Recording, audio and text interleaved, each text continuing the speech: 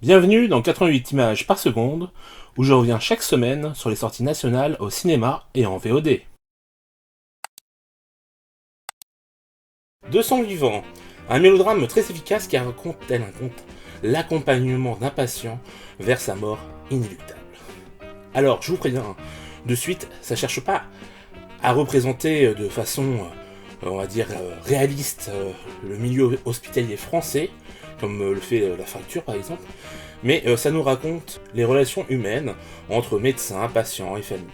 Emmanuel Berco filme ça avec soin et pudeur. Catherine Deneuve et Benoît Magimel sont très touchants, mais la vraie révélation, c'est Gabriel Sarah, qui est un véritable oncologue dans la vie.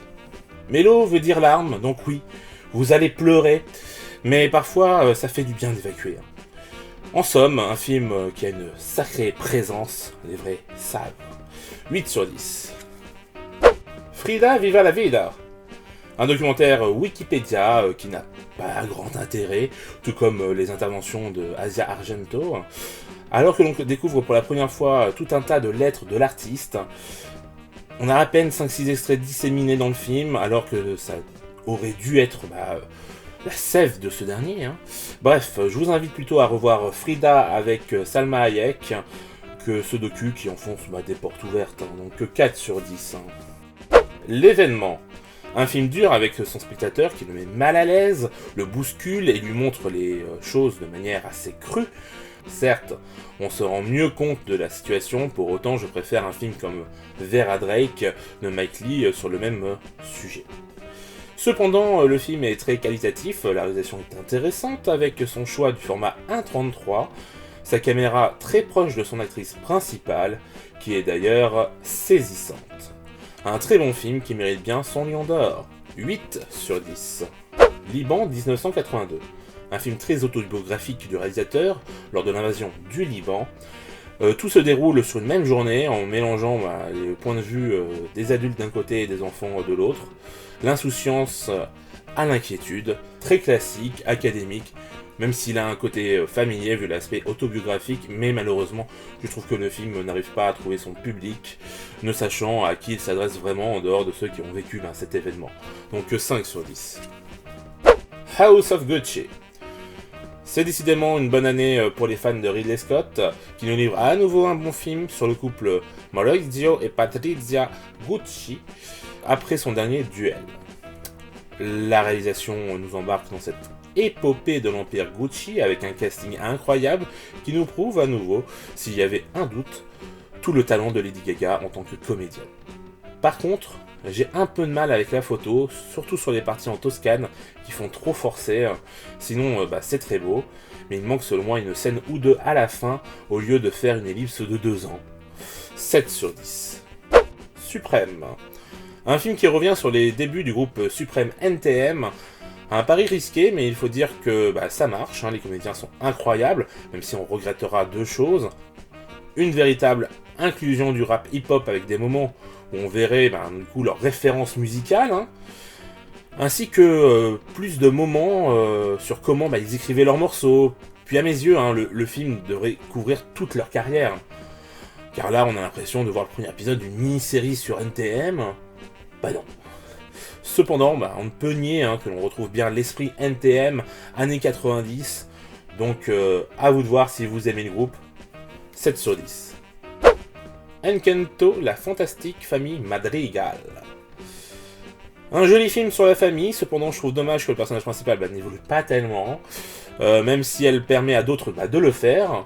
La direction artistique et les musiques sont très belles et pleines de sens. Le film est assez simple, on comprend vite où il veut en venir, mais il a le mérite de parler à toutes et à tous, même s'il y a quelques incohérences. Un bon Disney, après un Raya et le Dernier Dragon qui ne m'avait pas tout à fait convaincu, 7 sur 10. Meurtri. Pour son premier film à la réalisation, Halle Berry a décidé de se mettre en scène en tant que boxeuse de MMA, un rôle très dur physiquement, mais également émotionnellement. Si l'idée est bonne et que le scénario ainsi que le casting tiennent la route, la réalisation est académique, pour le gros en tout cas, sauf sur l'introduction qui est assez mauvaise, faut le dire. Dommage car malgré ça, le spectateur est maintenu en haleine pendant plus de 2 heures sans broncher. Si elle ne fait pas ses preuves en tant que réalisatrice, elle s'est du moins offert un très beau rôle. 7 sur 10. Au crépuscule. Témoignage de l'oppression soviétique en Lituanie en 1948. Le sujet est intéressant même si jamais le film cherche à susciter l'émotion. La réalisation privilégie les plans fixes et contemplatifs, la photo, elle, privilégie la lumière naturelle. Le casting composé de gueules dépourvues ou presque de dialogues font preuve d'une forte présence physique. Pour mon premier Šarūnas Baltas, je ne suis pas plus emballé que ça, mais ça suscite l'attention. Donc 5 sur 10. Angèle. Un documentaire qui sera très certainement mal perçu par ses détracteurs, qui auront l'impression qu'elle règle ses comptes avec eux, alors qu'elle ne fait que revenir sur l'ensemble de sa courte carrière, avec ses hauts et ses bas. On sent un certain naturel, même si la démarche peut paraître prétentieuse, vu que sa carrière débute, mais les docus sur les artistes musicaux sont à la mode en ce moment, alors pourquoi pas, hein? Puis franchement, c'est un bon petit truc à visionner lorsqu'on apprécie l'artiste, donc 6 sur 10. Mainstream. Pour son deuxième long métrage, Gia Coppola nous livre un film dénonçant les travers de la starification via les influenceurs de notre dépendance aux écrans, sans oublier de nous rappeler que l'homme est le seul responsable de ses malheurs. Le casting est bon, la réalisation également, il y a de bonnes idées visuelles, même si ça reste assez sombre. Le film porte un regard juste sur notre société qui en rebutera plus d'un, car il faut pouvoir accepter ce genre de message pour l'apprécier à sa juste valeur. 7 sur 10. My heart can beat unless you tell it to. Un film de vampire dans la lignée du génialissime Morse. Voyez-le si vous ne l'avez pas vu. La poésie et l'histoire d'amour en moins. Pour autant, la réalisation a vraiment quelque chose. Il y a de très jolis plans, une belle composition des cadres, mis en valeur par une photographie de qualité et une ambiance qui marche parfaitement.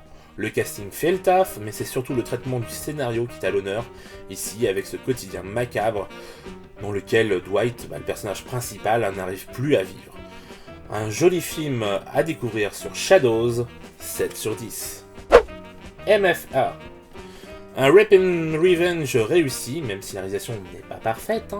Je pense qu'il y a un réel parti pris de vouloir en partie singer la réalisation assez basique du teen movie, puisque l'histoire se déroule sur une fac d'art. En dehors de ça, les personnages sont assez archétypaux, mais ça va avec le genre du film. Le casting fait le café, mais Francesca Eastwood n'est pas la plus convaincante.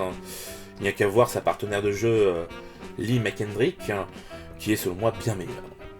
Pour autant, je vous le recommande, il a beaucoup de qualité, donc 6 sur 10. Voilà, c'est tout pour les films de la semaine. Le film que je vais mettre aujourd'hui en avant, c'est évidemment l'événement. Oui, un Lion d'Or. Donc oui, clairement, comme je vous l'ai dit tout à l'heure, il le mérite. C'est un film qui est très très dur avec son public. Je vous ai dit ça tout à l'heure déjà, mais c'est vrai qu'on sent vraiment une sorte d'oppression. On a du mal à voir chaque scène qui se déroule. C'est vraiment très rentre dedans. Mais je pense que c'est la volonté de la réalisatrice de vouloir justement nous montrer à quel point justement cet événement peut être très dur et à quel point justement à l'époque surtout c'était compliqué. Heureusement aujourd'hui ce n'est plus le cas, enfin en France en tout cas. Pour d'autres pays par contre on sait que c'est toujours pas ça et franchement on est de tout cœur avec ces femmes. Et oui, voyez-le parce que c'est vraiment un film important. Et je pense que même s'il ne fera pas partie de mon top 10 de l'année, il était vraiment à ça d'y être.